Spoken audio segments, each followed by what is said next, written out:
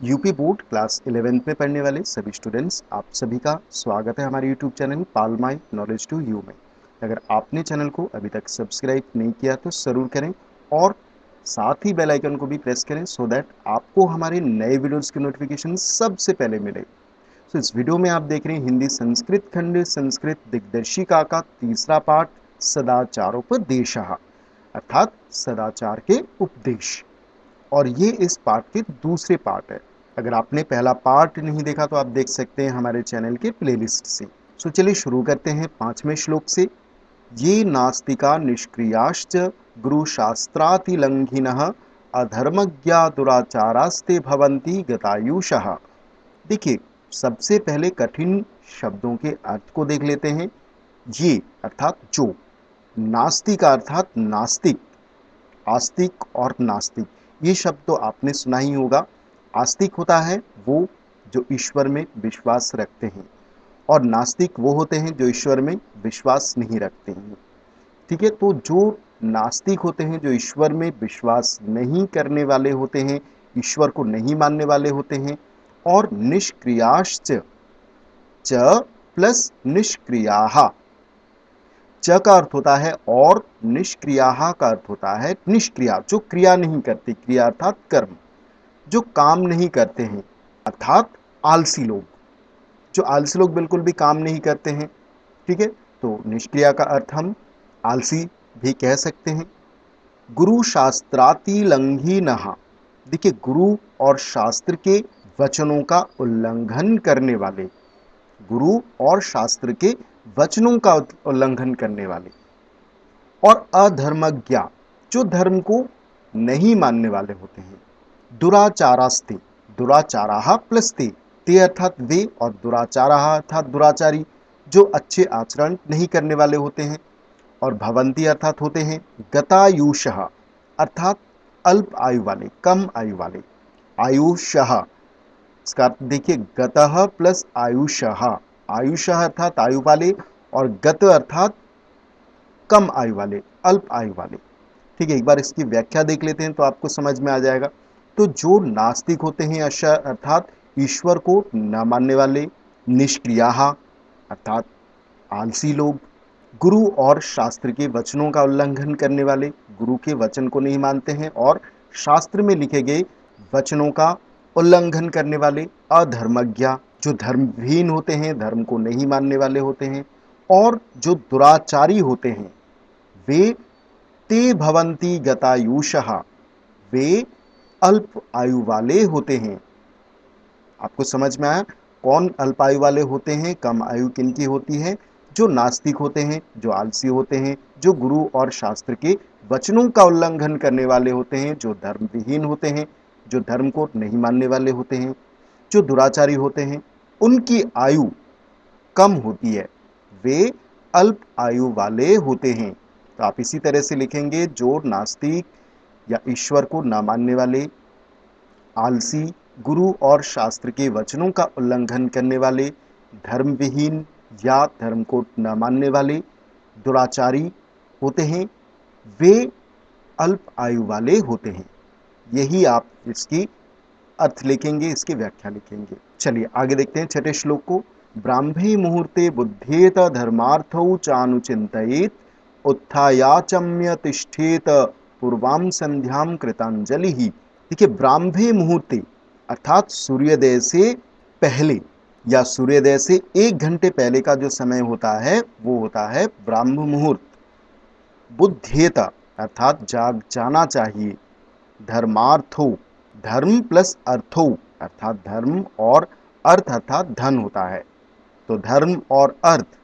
च प्लस अनुचिंतयित, च अर्थात और अनुचिंतयित अर्थात चिंतन करना चाहिए। उत्थायाचम्य, उत्थाय अर्थात उठकर और आचम्य अर्थात आचमन या कुल्ला करना, आचमन करना मतलब कुल्ला करना। तिष्ठेत अर्थात बैठना चाहिए। पूर्वाम अर्थात पूर्व और संध्याम अर्थात संध्या, पूर्व संध्या अर्थात प्रातः संध्या। और कृतांजलि ही अर्थात हाथ जोड़कर। ठीक है, अब देखते हैं इसकी व्याख्या को। तो मनुष्य को ब्राह्म मुहूर्त अर्थात सूर्योदय के समय के 1 घंटे पहले बुद्धेत अर्थात जाग जाना चाहिए। धर्म और धन का चिंतन करना चाहिए। च अर्थात और धर्म और धन अर्थात आय के साधनों का चिंतन करना चाहिए। फिर शैया से उठकर, उत्थाय अर्थात उठकर, आचम्य अर्थात आचमन या कुल्ला करके, कृतांजलि अर्थात हाथ जोड़कर, पूर्व संध्याम तिष्ठेत अर्थात पूर्व संध्या अर्थात प्रातः संध्या के लिए बैठ जाना चाहिए। तिष्ठेत अर्थात बैठ जाना चाहिए। तो ये थी छठे श्लोक की व्याख्या। अब देखते हैं 7वें श्लोक को। अक्रोधनः सत्यवादी भूतानाम विहिंसकः अनुसयूर जिम्हश्च शतम वर्षाणि जीवति। देखिए, अक्रोधनः अर्थात क्रोध नहीं करने वाला, और सत्यवादी अर्थात सत्यवादी, सत्य बोलने वाला। भूतानाम विहिंसकः अर्थात भूतानाम अर्थात जीवों पर, जीवों की, और विहिंसकः अर्थात हिंसा न करने वाला, तो जीवों की हिंसा नहीं करने वाला। अनसूयः अर्थात दूसरों से ईर्ष्या या द्वेष नहीं करने वाला। और अजिह्म, अजिह्म अर्थात जो कुटिल ना हो। च अर्थात और, शतम अर्थात 100, और वर्षाणी अर्थात वर्ष, और जीवति अर्थात जीता है।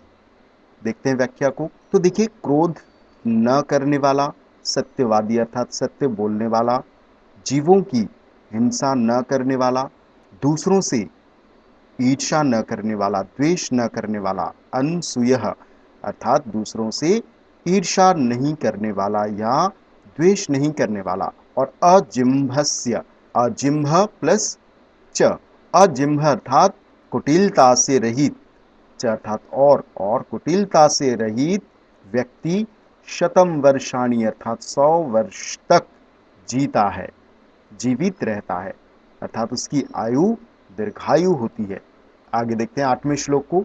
अकीर्ति विनयो हन्ति हन्त्यनर्थम पराक्रमः हन्ति नित्यम क्षमा क्रोधमाचार्यो हन्त्यलक्षणम। अकीर्ति अर्थात अपयश, इसका यश ना हो, कीर्ति ना हो, तो अपयश। और विनयो अर्थात विनम्रता, और हंति अर्थात नष्ट करती है, तो विनम्रता अपयश को नष्ट करती है। हंति अनर्थम पराक्रमः, और पराक्रम अर्थात पुरुषार्थ अनर्थ को हंति अर्थात नष्ट करता है। तो पराक्रम किसको नष्ट करता है? अनर्थ या आपत्ति को नष्ट करता है।